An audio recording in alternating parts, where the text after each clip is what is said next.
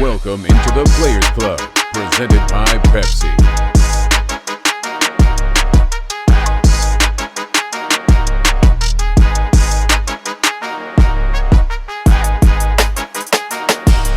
The Players Club is presented by Pepsi, the official soft drink of the Washington Commanders.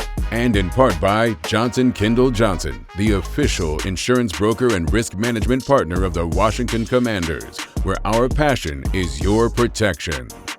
Now for your hosts, London Fletcher, Santana Moss, and Shawn Springs. Welcome into another edition of the Players Club. We got Championship Weekend edition of the Players Club. I'm London Fletcher. As always, Santana Moss, 8 to the 9. Shawn Springs, a.k.a. Bluefoot. Yeah. And we got Philly Frank, a.k.a. the Mouth of the South. Fred Smoot. Hey. You already know it, Fellas, baby. man, as I mentioned, NFC Championship Weekend is here. Yeah. Our boys going up to Philly to play the hated rivals, Say it again, Philadelphia London. Eagles. What weekend is this? The NFC Championship Weekend. Can y'all fellas believe this? Yeah. Come on, let's take ourselves back to the beginning of the season. New everything. You talking about new front office, you talking about new coach, you talking about new quarterback, you talking about, 60% of the rosters changed for free agent players? Did you think we would get here at this time right now?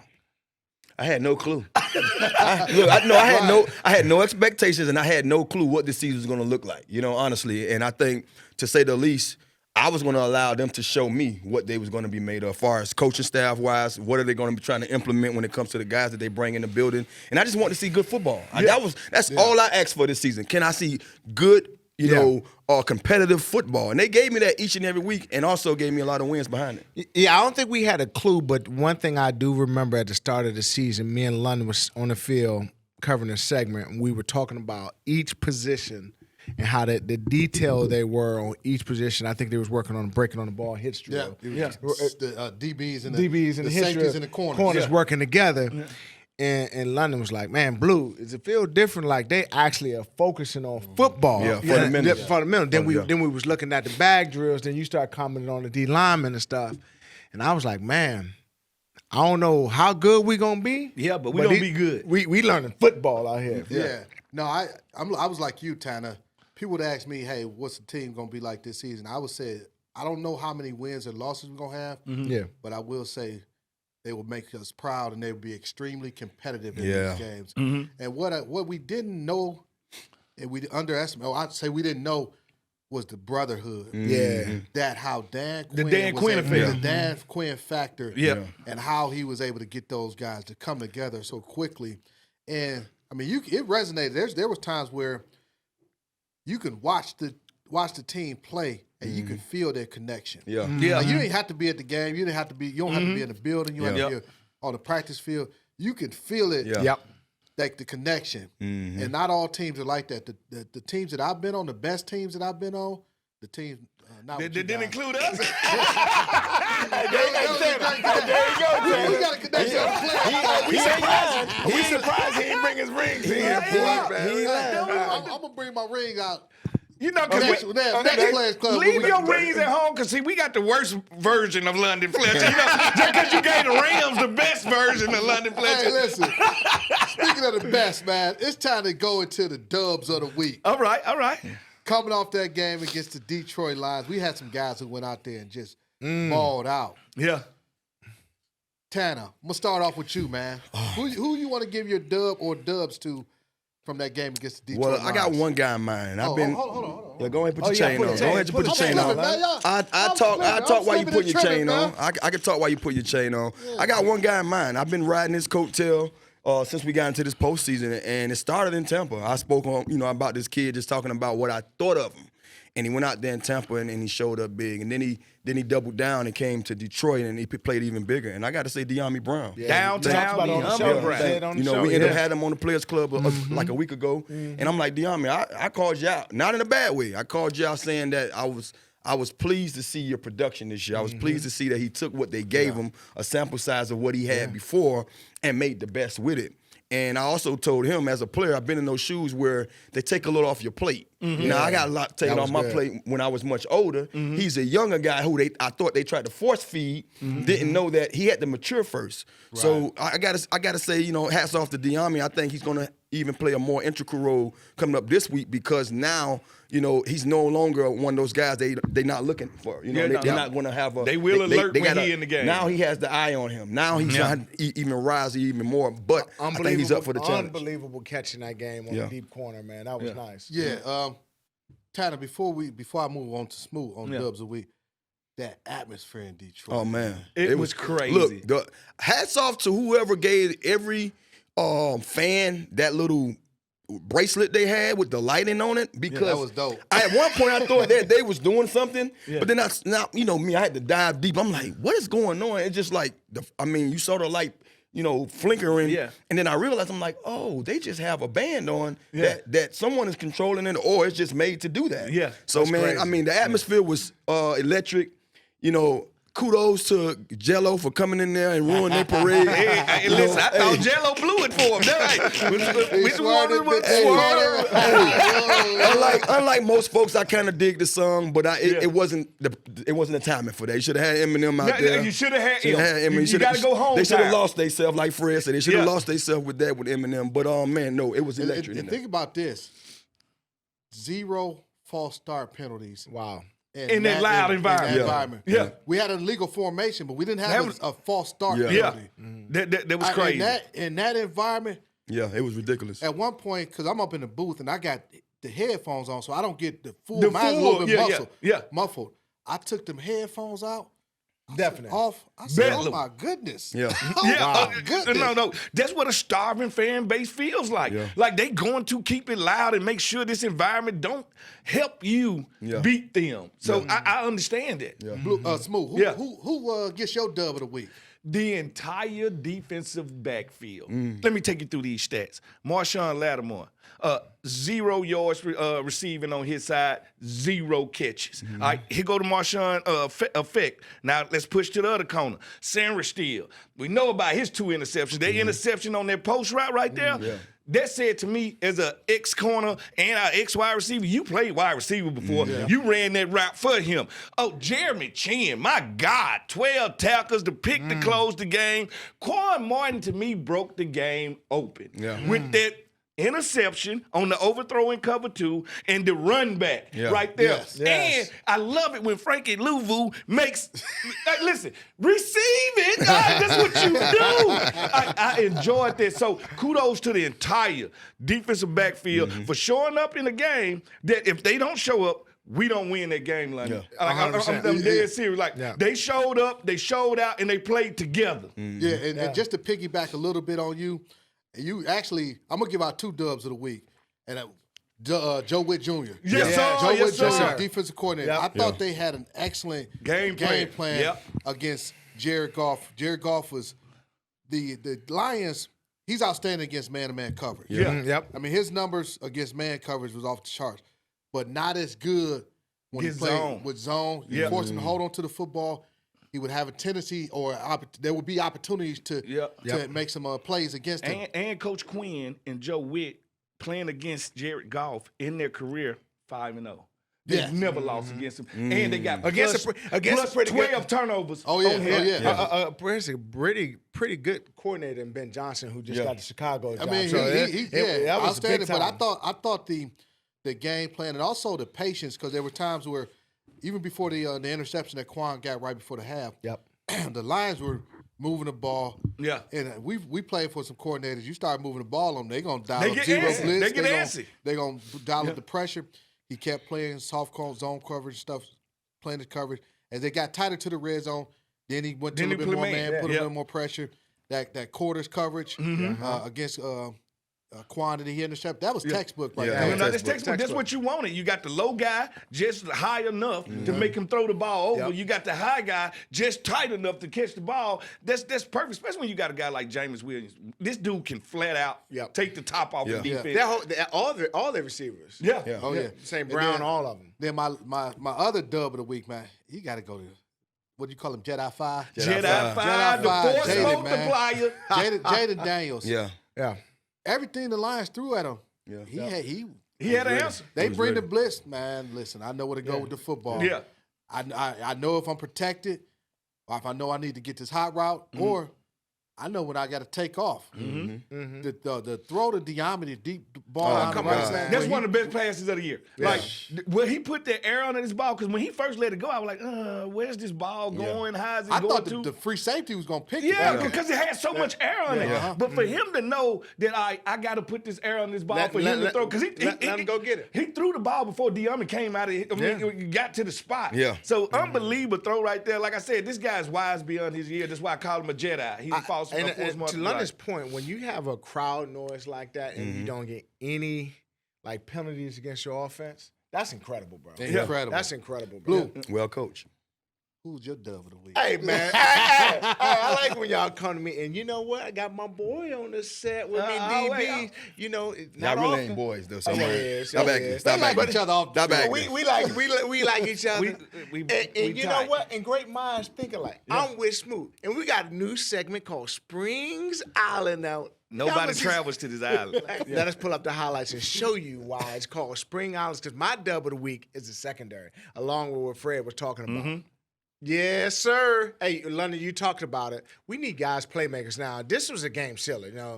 Hey, Quinn, inverted cover 2, he's playing the Mike position. Look at this guy. Come on, you talk about Joe Whitt making decisions. He put an athletic safety at the position and robbed the middle, London. Yeah. And that's the wherewithal of Chin, because he opens up to the right. Opens up to the right.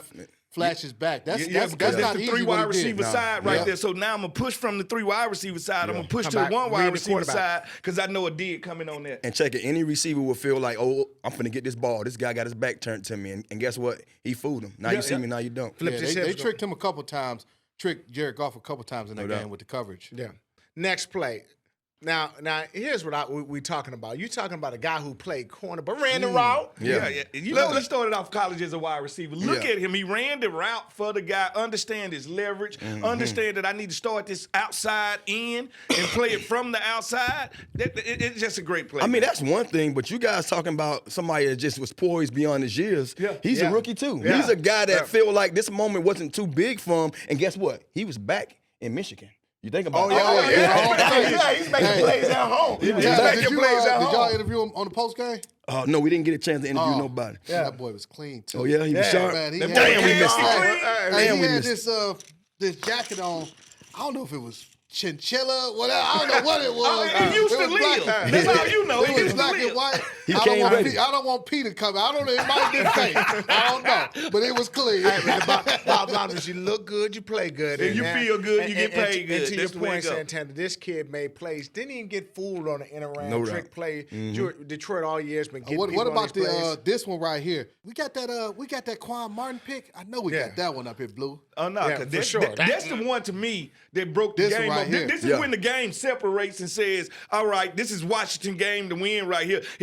Is he Ed Reed out there right now? Because he got the 20 on right now for him to take that ball right there into the end zone. That shows some run. That's a great call. Great drop though by Noah Igbenogany. Look how deep he gets. Yes, and that's why it has to be thrown high. Yep.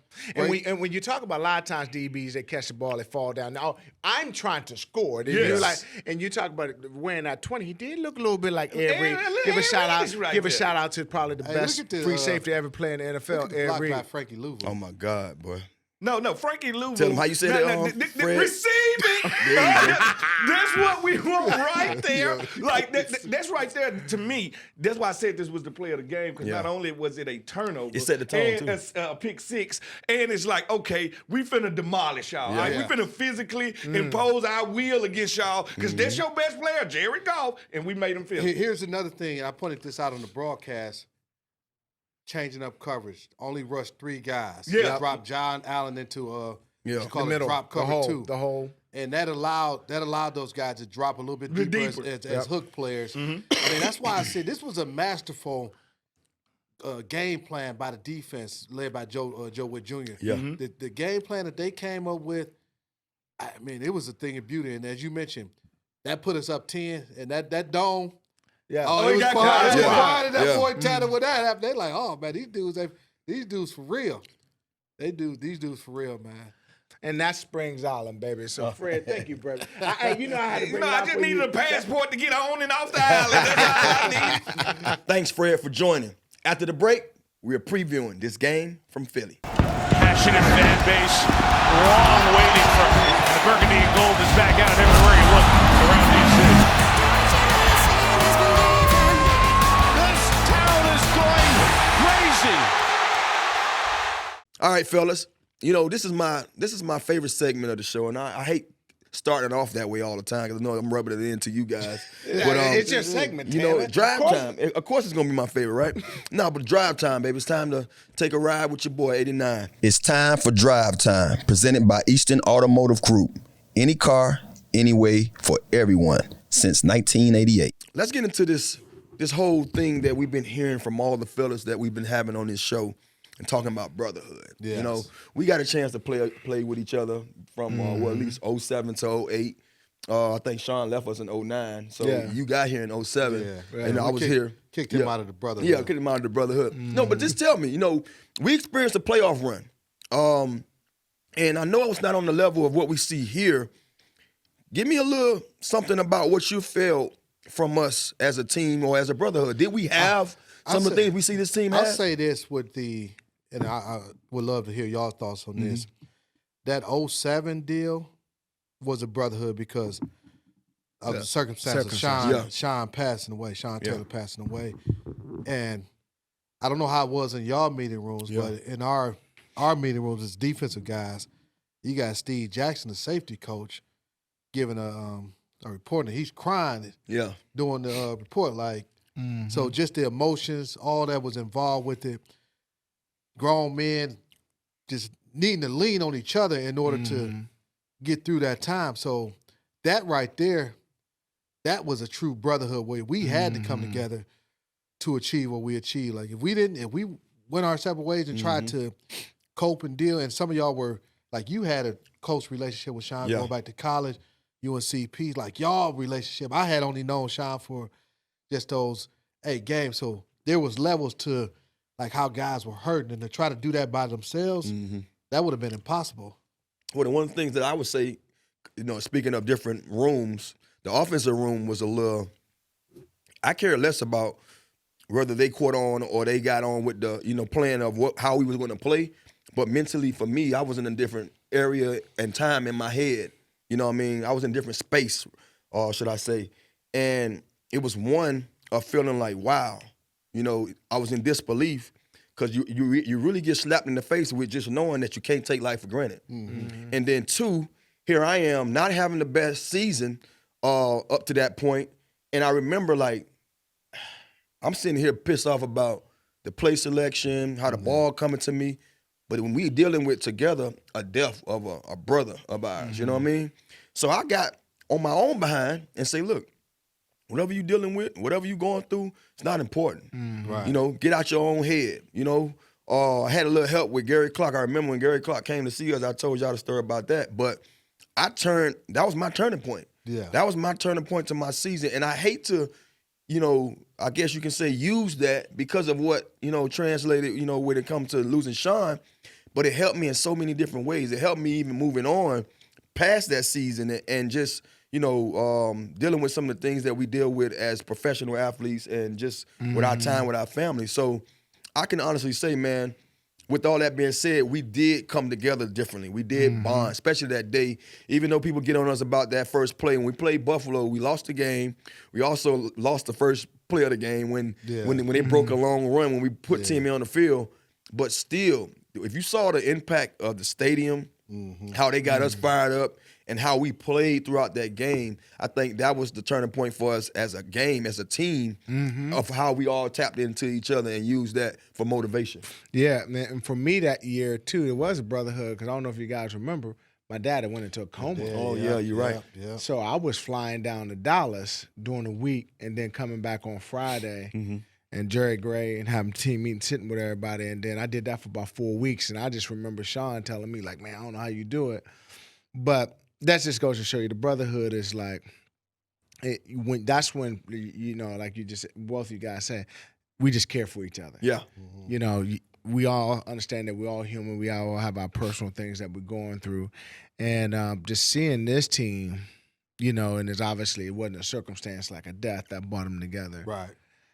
You know, seeing the passion that each guy comes in here was like, man, I love Jaden, or what DQ is doing, or just, you know, the D-line talking about the secondary and how the guys are feeding off each other. Yeah. Man, that is amazing. And yeah, so I understand the brotherhood. That was different circumstances. That was my next question, and you got a little ahead of me. Okay. But I was gonna ask you guys, speaking of what we went through, and then just watching the experience this year from the seats that we in, how much can you kind of say this is because they have a brotherhood, or this is because they're just well-rounded? Which one you can pull from and say is the reason why we're here today with this team? Let me say something before London said, because it's something interesting I heard this morning was a brotherhood, but a guy was saying, Dan Quinn is a leader of men, right?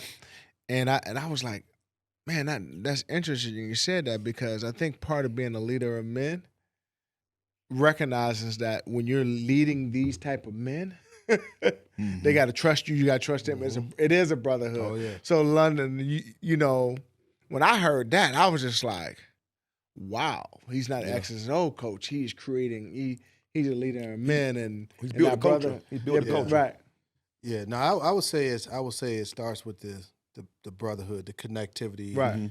Because we've been on teams that had a lot of talent, more talent, and that team didn't win. Yeah. Because there was no connectivity. Right. And that I was just talking to my high school football coach yesterday, and we were talking about how we were talking about the basketball team. My junior year, we won the state championship my sophomore year. I was a backup. It was a senior-laden team. So the next year, we got a bunch of guys playing new roles, juniors and sophomores, and some other guys adding to the team. And we went 11-9 in the regular season. Ton of talent. Ended up having 5 guys that played D1 basketball. Wow. But our chemistry was awful. Yeah, so like it was awful. And I was sharing it with it. I was like, man, and I was actually talking about the chemistry of this team in Washington and our lack of chemistry back in that year when we went 11-9. But what happened in the regular season, the postseason, we finally guys accepted their role. Yeah. The chemistry got so much ego better at the door, and we won the state championship. We went on a 7-0 run, won the state championship, upset some teams, and it was a situation where we finally got the chemistry together. Where, all right, man, this your role. Like I was a scoring point guard that wanted to score. No, that's not my role. Hey, I might only take 2 or 3 shots in a game. Right. You gotta be a I got to be okay with dishing out, 6 or 7 assists or 8 assists, and let the other guys, do their thing. And I got to be accepting to play lockdown defense. So the thing that Dan did coming in is he talked about if they got the brotherhood right first and foremost, they can win a lot of games, and that's why we're seeing the fruits of this labor. They trust each other. They're connected outside of the football field, and it shows on game day. Yeah, you hit it dead on. I think too. One of the things I wanted to ask you, because you've been a part of this journey before. You've been all the way to the promised land, and got out of there with a ring. What are some of the things that a guy that's familiar with that whole journey can do to the guys who just out here oblivious to it? You know what I mean? Like it's fun to watch, because you watching these guys, especially from a rookie left tackle, a rookie quarterback, a rookie cornerback, and you name it, a bunch of other first time playing together with teammates, but now have played a whole season. But it's like the fight is never too big. You know what I mean? It's like they going into each matchup almost as like, y'all don't know what y'all got coming. Right. You know what I'm saying? What are some of the things that a guy who's been there, what are some of the things you think that's been kind of, I guess you can say, trickle down to the other guys who hasn't had the experience for them to be ready for the matchup? The thing that you have to do is you hope you've had some coaches or some veteran players who've had that experience, and which you we go do. to them. Yeah. So you got the Bobby Wagner, Zach Ertz, who we'll have on the show later. We got Wiley and Allegretti, those guys who've gone and won Super Bowls. Yeah. So you lean on them and say, hey, what's it like playing in big games? What's the postseason like? And what they tell them, hey, the preparation doesn't change. Yeah, the intention changes and it increases, but your preparation and your process doesn't change. You actually, the thing that changed, you got to even hunker down even more, reduce and shrink your ability to compete, your circle. Shrink that to. But it's hard. But it's hard because a little bit of change with the media coming in that you. Well, I'm just talking about even on the outside, like more people, family, friend, people gonna want to come to games. They're gonna want tickets. So you got to keep yourself sheltered from all that. Yeah. And lock in even more so because that preparation is so key. Those critical errors that happen during a regular season game, yeah, we got another game. Now it happens. Yeah. That could be the difference between winning and losing. We saw that last week against Detroit, right? It was really a couple plays here and there. You know, you make a different decision. You know, you win. Tanner, let me ask you this: you and I were on that 2012 team that we had that 7-game winning streak. Yeah. How did you feel with that connection or that run? Was it the brotherhood that got us to that point, or was it like, hell, we got to win when somebody loses their job? That's a great question. I can honestly say my room was locked in. My receiver room, by that time, That's RG's rookie year, right? RG's rookie year. Okay. By that time, and it's probably a year or two before then, I started doing a Thursday night thing where we go eat as a core, bond. And then, we end up doing it so much at Hooters to where Hooters say, hey, if you're going to pick up the tab, y'all come here every Thursday. We want this thing to be a special thing. So then now, not only the receivers was there, we had DBs trickling in there, we had quarterbacks trickling in there, we had linemen trickling in there. Y'all didn't invite me, man. I knew you probably didn't want to come pull up. Hey, Fletcher, I'm just learning about it. Yeah, he never mentioned the linebackers. Honestly, it was word of mouth. Like, it was free too. It was free food. It was word of mouth. But we even had the equipment people and the camera guys come in there. Big Mike and them was in there. But no, honestly, man, and I think that's messed up, man. It is. My bad, dog. My bad. Ain't no brotherhood with Tanner, man. Come on. Tanner just knew I wasn't gonna go up and hoop. That's probably what it was. Man, London was locked in, man. London family, man. He was going home, man. No, but honestly, man, I really do believe that you can look at a part of the brotherhood that we was trying to build that year, and it was special. It was different because yes, RG brought something a little different. He had a different flair. He was having a special He had a different flair about the way he communicated with us, which was different from what we was used to, meaning that he was younger. He did things. He wanted to have filmed here and there and do stuff differently. But I think, too, we was just riding high. Yeah. You know what I'm saying? We was on a wave that I don't feel like we could get off at that time. And we rode it to until that wave died. But it was unique, to say the least, but I don't look at it nowhere near what we're experiencing now from the seats that we've been watching this team. Like, I can see a whole totally different nucleus, with these group of guys than what we had. I think it was individual spots here and there that kind of bonded and did their own thing. But collectively, man, this crew here, they moving together. One band, one sound. Yeah, and that's a good point. You're talking about RG, and there's a rookie, and we got a rookie that's, man. Yeah. Like every single guy, veteran guy. We had Dayami on. We didn't have Zach on before, who's coming on the show today. And everybody says the same thing. Our leader is so humble. Yeah. He's the guy, blah, blah. So a lot of it has to do with that quarterback, man. And when it comes to just humility itself, man, when you lifting the other guys up, I'm going to run through a brick wall for you. You know what I mean? I'm not going to have a problem when you don't throw the ball to me. Right. Because I understand, you understand that it's going to come around. And that's the difference, too, that I see in just watching them. I'm sitting there sometime watching the game, and I'm looking, and at times I kind of zone out. And I know, the fellas probably looking at me like, man, me, B. Mitch, and BC always together watching the game, after my pregame show. And sometimes I'll be quiet because I'm just paying attention to what's being displayed. Yep. And it's almost, I'm in awe watching it. And I'm like, damn, dog, like, do you not know what's going on? Do you not ever know what's going on? Like, it's always an answer. And that's what he brings because, one, he don't take it for granted.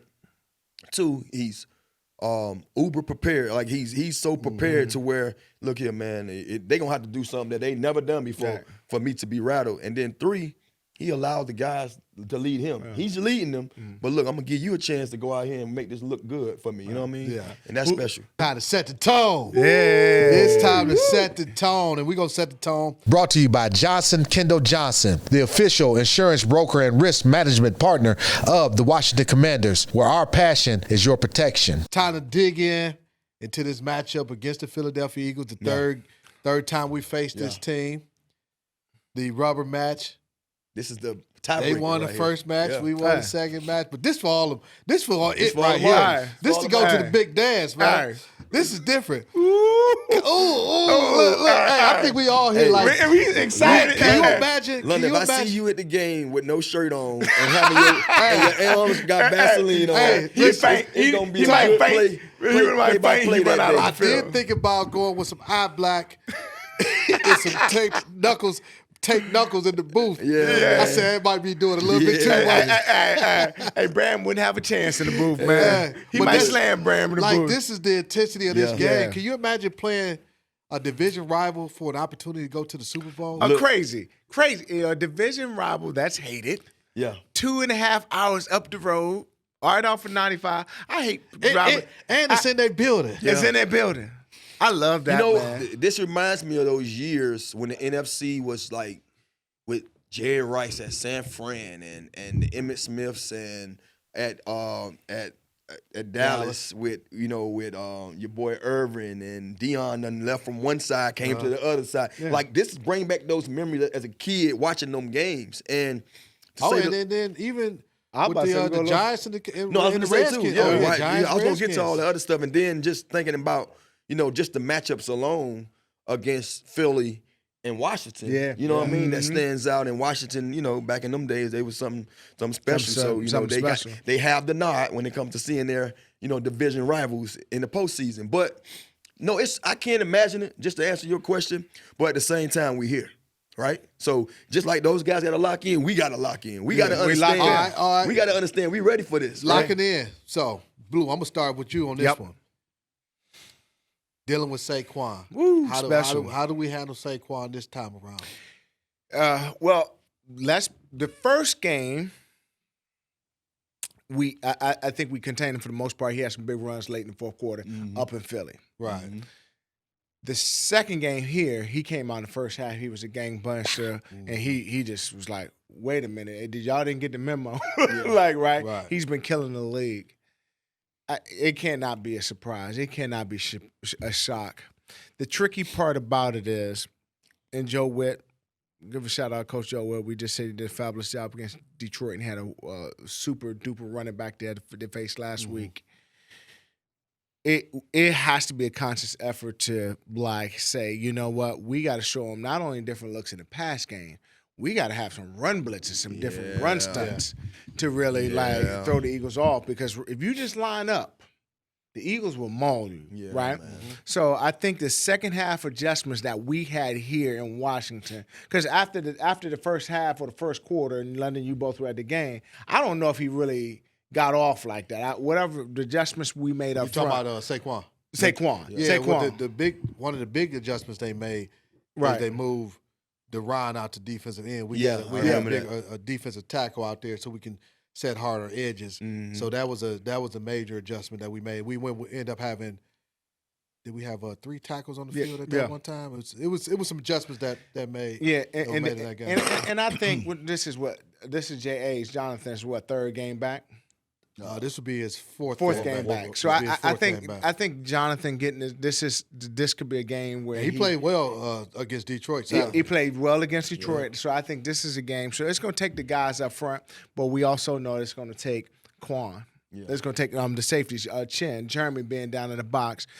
Hey, listen, we know that we might have to put 8 in the box and commit to it. And we're going to have to hold up on the outside, and our corners have been doing it. Yeah. So we're going to have to hold up, but it's got to be focused. I was going to ask you that because if you watched the game 1 when we was in Philly, Sanister had a good outing against both of those guys. He played them well in the red zone. I think he had 2 deflections, one on Smith and one on Brown. Yeah. And coming into this game, I think everybody, you watch any sports outlet when it's talking about this game, everybody's already basically saying it. Like, you got to put 8 in the box. You got to put 8 in the box. With that being said, Do you think Philly not knowing they're going to put 8 in the box? So my question's for you and you, but I'm more so for London. With that 8-man in the box, if we do it, are we bringing them late? Are we disguising them to look like something else? Are we bringing late blitzes? You know what I mean? Like I'm trying to ask this because it's not like A.J. Brown and Smith can't go out there and get they can get it done. They can get it done. They can get it done. You always want to have a late rotation. Yeah. So if you want to show them, because you want to show them the same kind of shell all the time, and force them to figure it out on the fly, post snap, especially if it's a pass, pass. You want Jalen Hurts to be figuring out the coverage post snap as opposed to pre snap, knowing, hey, I got single high safety, either it's cover 3 or it's man covered, so I know where to go with the football. But you show that 2 shell, that umbrella, it can be quarters, it can be cover 2, it can be cover 6, it can be cover 3. Yep. We can rotate late, one robber, all these different things that we can do, showing the same look as opposed to if it's single high safety, and now you're giving him answers to the test beforehand. Yeah, you can't force him to figure it out on the fly, because you can always, as long as I know where my safety rotation is as a linebacker, and I know, hey, if I can Chin coming to my right side, I know I can start here showing hard over here, but the snap, I'm flying to my gap, flashing to my gap, knowing that rotation is coming late. Leonard, talk about that. So for the fans out there, the difference between, you can have 8 in the box and it can be a pass defense versus a run defense, like blitz, for example. What's your thoughts on that? In terms of a run blitz? Yeah, like run blitz. Like we had times where we blitzed to stop the run versus having 8 in the box for a pass. The way a lot of the coordinators do it, and even back then, and it still remains the same now, is you're looking at tendencies based on personnel, down and distance, where they're at on the field. So, hey, 1st and 10, they high probability run the ball. They might be 90% run out of this personnel grouping. So we may call a run blitz, and I'm bringing that blitzer, the extra man. He's blitzing the gap. We bringing a 5-man pressure essentially to stop the run. Now, if they happen to pass the football, they're going to call it a pass blitz. But no, it was designed to stop the run. And like you can stunt the front and bring the free you're going to stunt the front. You might have your defensive end go from a C gap to pinching to the B gap, bring a linebacker for safety, blitzing that gap. Things like that. You can have a weak side pressure, especially if they're a weak side running team. So all those types of things that happen throughout the course of a game because you've dialed up and say, hey, this is a high probability of a run. I'm gonna roll the dice. Not even roll the dice. It's an educated guess, bring pressure to stop that run. Okay.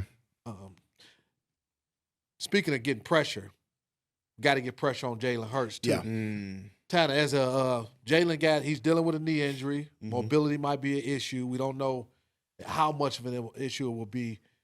Can we get pressure on him?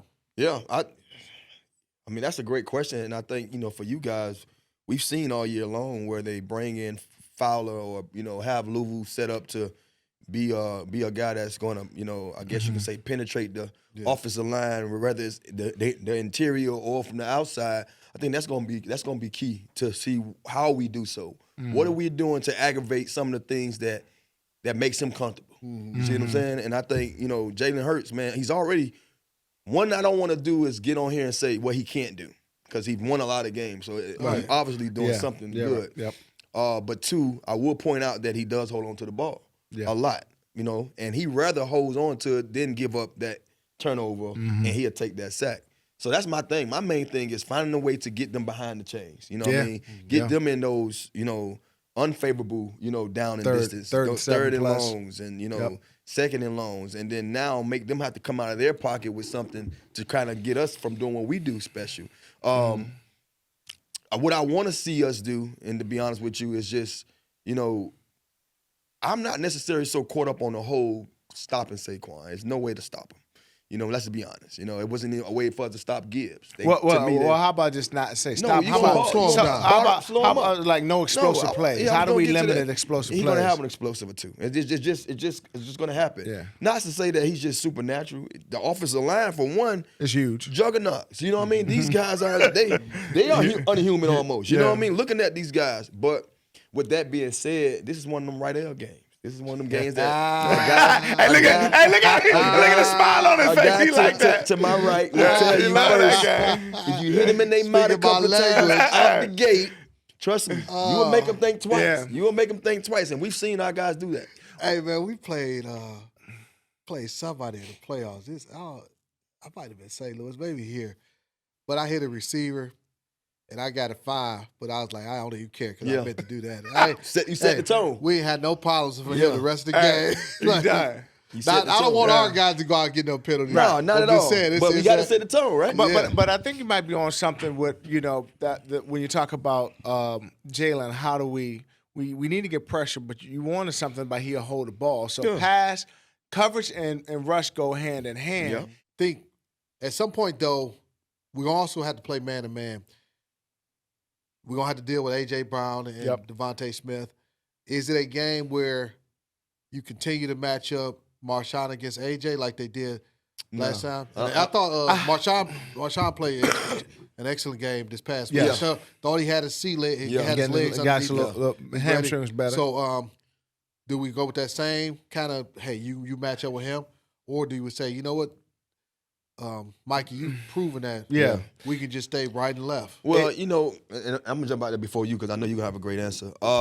If you had to ask me as a receiver, looking at what Mikey has displayed, A.J. Brown is still A.J. Brown.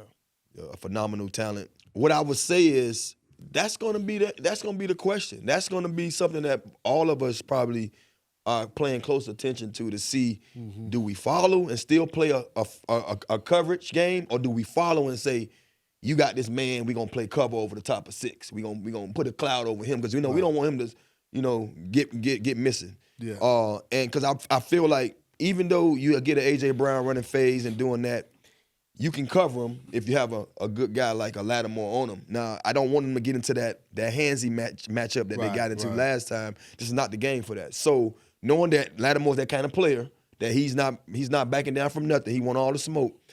That I'm wondering how we play that. How do we keep them on different sides, and do we say, hey, let this play? Because if you think about it, the reason why I'm bringing that up, when we didn't have Lattimore the first time, like I said, Sanders still played him well. Yeah. Even 2-5 got in the game. Well, St. Juice played him well. No, I was about to say St. Juice's name.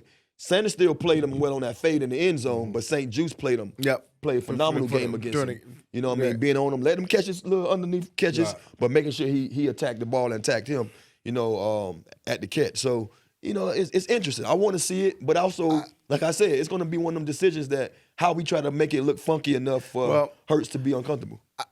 Oftentimes when you match up, there's few times where there's a discrepancy, like we have a number 1 corner, number 2, me and Smoot, for example. Who was the number 1? Me, by far.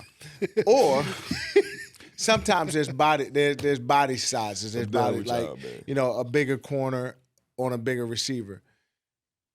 The Rook has earned the right to play on the left side, and Lattimore, he's earned the right, starting with Tampa. He played very well in the Tampa game, and he played extremely well in the Detroit game where he had 2 picks. He's earned the right where they don't have to match up. Yeah. So for me, with the ability for them to stay on their side, do what they do, each corner becomes comfortable on what they see and the looks that they see and the routes they're getting. Man, just keep them on the side, let them go, man. I am more excited about the way all those guys are playing in the back end, and we said we didn't expect it. The way they look now compared to week 5 even, week 6 even, moving Mike to the outside, man, this has been a tremendous adjustment for the secondary, man. Yeah, no, as you guys were talking, I'm up here, I was thinking of all kind of scenarios. Initially, I was thinking, hey, you match them up on the field, out in the field, but in the red zone, let them play. Just let them play. Then I got to thinking about what you said. Hey, keep them right side, left side.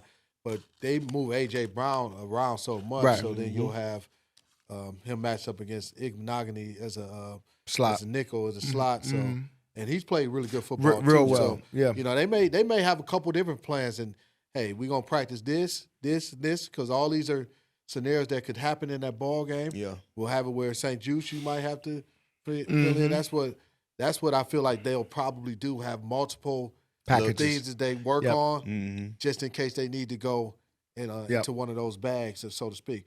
It's time to talk about, man, our Jalen Carter.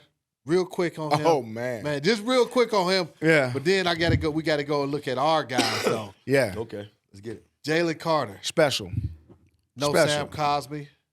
Jalen Carter is a disruptive force in the league. Mm-hmm. And he is somebody you're gonna have to double team. What'd you say? Put four hands on him. Four hands. Yeah. Four hands on and it. it's like, and there's times where you ain't trying to pump up the other team, but you got to show that man that respect. He earned that respect this year. Yeah, you got to put hands to him. Yeah. 4 hands. Yeah. Jaden Daniels, man, the kid. It's been go ahead. Going into this guy, Tanner. When you watch him play. Man, this is his third time. This is about to suit up thinking about it. Yeah, this is third time, Tanner. This third time going against Vic Fangio's defense. Yeah, he's special, bro. He's been getting so much praise from the national TV that I'm almost wanting to pump my brakes a little bit. Not saying that I don't want to praise him, just because they done said it so much. I don't want to be sounding like a broken record. The guy is just phenomenal, and I love that he's on our side. I think we've been sitting here wishing upon a star, asking for the football gods to favor us, and they looked down on us, man. They laid a hand on us, They laid a hand on us, man, and gave us a special talent, man. So from a receiver's perspective, though, like what is it that you like your face light up? What is it that gets you like? I don't see you that excited. Like, what is it? What stands out? One, his poise.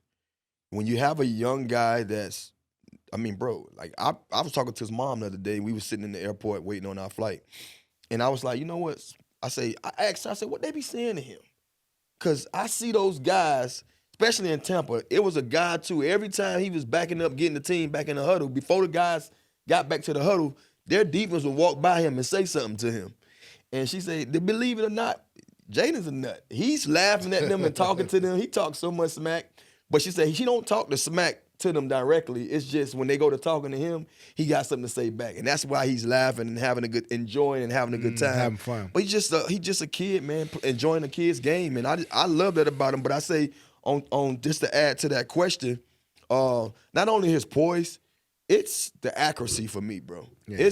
I've been in a situation where, look, no matter how good of a receiver you are, you're not going to always be wide open, right? And you're going to have guys on you, especially if the timing is off, that you need to make a tight window throw, or you need to put it on the guy's chest. If you go look at this guy, you just go put on film and say, how many times do these guys have to worry about stopping for the ball, reaching up high for the ball, getting their back blown out for the ball? You rarely see it. Yeah. You don't probably see it at all. He's putting it right here, right here, right here. Like, he's putting it into windows that you just like, bro, it's unheard of. Yeah. You know what was interesting about the Detroit game? What's that? Aaron Glenn, who just give a shout out, just got named the coach, had a phenomenal year with the defense with all those guys banged up. And he was staying aggressive against Jaden. Jaden seemed like he was one step ahead of him. Mm-hmm. Every time he blitzed, I'm going the ball right here. And I just need to know, like, why didn't Aaron Glenn show him something different? But right? Because he was one step ahead every time. To his defense, I feel you. But I can say he did show him a lot different if you think about it. Because at one point he didn't want to rush him. One point he was like, "I'm going with 4. Now you throw the ball. Who's open?" And he saw, "Oh, it ain't working. Now I'm gonna go with a guy late." Yeah, nothing was working. Yeah, it was nothing working. And now you got to throw some flowers to Cliff, because I feel like Cliff gave, the team, the offense, Jaden, the answers. Like, hey, bro, if you see this look, we going here. And it was just perfect timing every time. The best one that I saw, the best example. The slip screen. The slip screen. To Terry. Yep. On time. And you could see it See, Brett's coming down late. Yep. You y'all And it was a on two-way it. play. I could get this to Eckler, RPO. or I could just, and he didn't even give a chance to fake it. He just like, right there. I'm gonna give it to him right now. Let me do the rest. They were light out there. Yeah. And he saw the rotation late. Yeah. He's getting the snap as the rotation was coming. They held the disguise, but for him to be able to process it that quick, get it, and throw it out there, and from there, Terry was off to the races. Terry's doing what he do. Man, this is great stuff. Special, man. This is special. And we got a special guest joining us after the break. We got Zach Ertz joining us. Passionate fan base, long waiting for hope. And the burgundy and gold is back out everywhere you look around D.C. This whole city, the atmosphere, it's there, feeling. You can feel it for sure. This town is going crazy. It's a madhouse in Landover, Maryland. Two tight ends to the left. Here's the snap. He's going to throw for it. He does. Into the end What a zone. catch. Zach Ertz, who wants to go to the playoffs? Touchdown! Touchdown once again! They win in overtime! We'll see you in the postseason! Are you freaking kidding me? This is a missile by Jaden Daniels, an absolute missile to Zach Ertz, where only he can catch it. This is your ice cold player presented by Pepsi, the official soft drink of the Washington Commanders. Welcome back to the Players Club. As promised, we got tight end Zach Ertz joining us. Yep. Zach, we appreciate it. Hey, you're the first two-time guest in one season on the Players Club. Man. Yeah, it's an honor. Looking back 4 months ago, man, to now, could you imagine in your wildest dreams that this team would be getting ready to play in the NFC Championship game? Oh, man, what a question. I mean, obviously I was hopeful. Right. Did I think that we would be sitting here necessarily when I signed? I don't know if I had necessarily had that optimism. You know, when I signed here, we didn't have a quarterback at the time. Yeah. I was kind of the first free agent to sign since I didn't finish last year. And just everything that happened last year, I didn't really know what to expect. I wanted to come to a place that really believed in me again, and people that believed in me again. And Cliff has believed in me as much as any coach that I've ever been around in the league. And so I just really wanted to get back to having fun, and this season has exceeded all my expectations on and off the field. The commitment to the players, the investment in the players, and just DQ's constant energy and how he pushes us has been phenomenal. Speaking of that whole, I guess you can say that that journey of saying, hey, I just want to go somewhere where I'm wanted, where I can, get back to doing what I love to do. What was that process like? Because like you just mentioned, didn't have a quarterback, didn't know where we was at with as a team. Was you focused more so on just playing football, or saying I want to go to a team that really had a chance to do something? No, it's really getting back to just being around people that believed in you again. You know, I'm sure you guys can speak on it as well. I feel like I'm at my best when I feel like people truly believe in me and are confident in me to go play at a high level. And last year in Arizona, I don't know if that was necessarily the case for a lot of different factors. And when Cliff got the job here, I told my agent, I said pretty much I wanted to get this done. And I didn't know what the quarterback situation was. I didn't know who we were going to draft at number 2, but I knew with Cliff that we were going to have a chance to put up points on offense. And obviously now in hindsight, it was a phenomenal decision. But it's been so much fun, and Jaden's been so good. He's exceeded everyone's expectation, I would imagine. Thanks he's for just such a having good person. a legend like you catching the pass. No doubt. You know what I mean? Earlier you talked about getting your body back, getting ready for a season. Man, you looking good, brother. What you been doing? What has been the process over this year? Because you obviously have went on a journey before like this. Yep. Yeah, so what you doing? Well, I think DQ really in the offseason laid out a plan for me. Typically in the past, I'm a big believer in just getting as many reps during the week in practice to be ready on Sundays. And it was, at times, it's probably a negative just in terms of beating your body down during the season and not being at your best or your most explosive on game day. And DQ, after 2 weeks of OTAs, he said, hey, just so you know, you're not practicing on Wednesdays this year, and the season comes around. Like, you don't have a say in it. I know you're going to want to practice. If something goes bad or we're on a losing streak, you're going to want to be out there with the guys. But I'm telling you right now, you're not practicing on Wednesdays. Love that. That's special. And just to have that confidence that. in me and me not to have to, prove myself on Wednesdays over and over. Because it's hard at first. It was hard at first. I see the guys go out there and practice, and I'm in there. You guys know how it is during the season, you really only get one lift. But with this schedule, I'm really able to get 2 big lifts Monday and Wednesday. So I feel like I've been able to stay at my best throughout the season because I really am getting 2 opportunities to get better in the weight room. Going back to Philadelphia, where it all started for you. You spent your first 8 seasons there in your career. What do you think that moment's going to be like as you get set to take that field at the Link, playing your former team for the NFC Championship game? I mean, it's going to be special. Obviously, I'm glad that I already got the first time out of the way earlier in the season, because there was a lot of emotions that were going through me in that first one. But this environment is going to be amazing. Yeah. It's going to be one of the best environments that anyone's played in. Last week in Detroit was special, but this is going to be another level for the guys, and I'm excited to be a part of it. And it's going to take our best to beat these guys in that stadium. They're extremely good. They got an extremely good record. Yeah. So we're going to have to be at our best on Sunday. Speaking of being at your best, and how the environment is going to be for the guys that's been there. That's you, Bobby, all those guys. What are some of the things you're telling these other guys? Because it almost looked like y'all so prepared, so locked in. They don't even care about it. They just you're playing like a well-oiled machine. Yeah, I think it's a testament to the guys that they brought in. Really, everyone just really sticks to the process during the week and doesn't make it any different than how their process was week 1, week 2.